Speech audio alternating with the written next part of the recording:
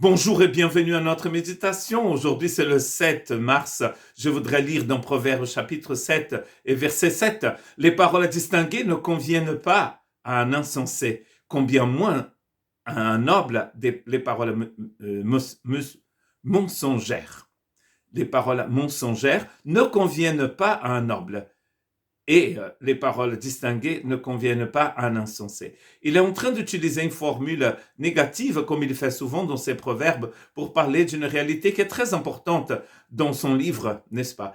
Ce livre qui a à peu près 3000 ans, il nous parle aujourd'hui parce que c'est des paroles inspirées par le Seigneur et qui nous servent aujourd'hui pour nous encourager.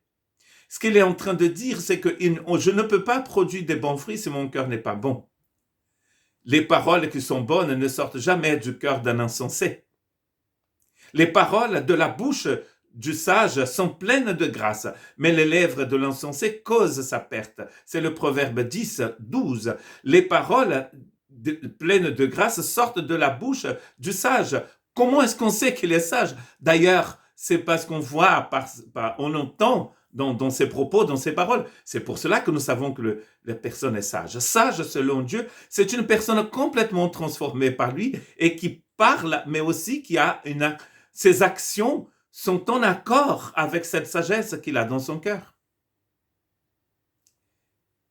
L'enfant laisse déjà voir par ses actions si sa conduite sera pure et droite, nous dit Proverbe 20, 11. Donc ça commence très tôt. On voit bien ce que les gens dans leur cœur, par leur attitude, par les actions, par les paroles qui sortent de leur bouche. C'est un genre de thermomètre, n'est-ce pas? Nos paroles, nous avons parlé de cela depuis presque le début de la pandémie de Covid. Nous allons toujours parler de la plénitude de notre cœur.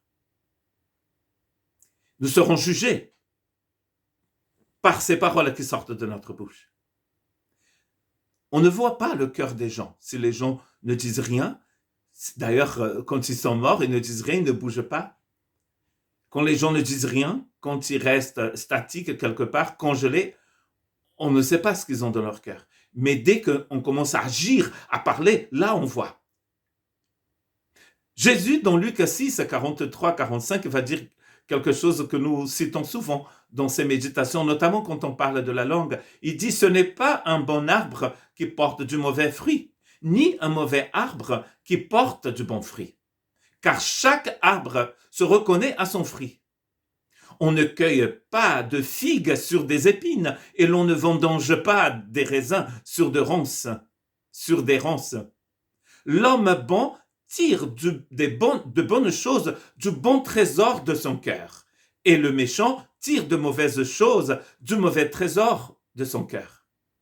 Car c'est de l'abondance du cœur que la bouche parle.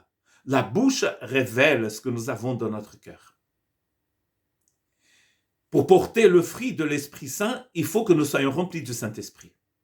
Romains chapitre 5, verset 5, Paul nous dit que le Saint-Esprit a déversé dans notre cœur l'amour de Dieu. C'est le Saint-Esprit qui déverse dans notre cœur l'amour de Dieu. Et ensuite, dans Galates, mais aussi dans d'autres textes, Paul va décliner en fait cela en disant le fruit de l'Esprit, c'est l'amour de Dieu, c'est la joie, c'est la paix, c'est la tempérance, c'est la patience. Toutes ces choses viennent avec l'amour de Dieu. Et nous constatons cela dans notre vie quand nous parlons, quand nous agissons. Si nous sommes sages, nos paroles seront sages aussi. Que Dieu ait pitié de nous.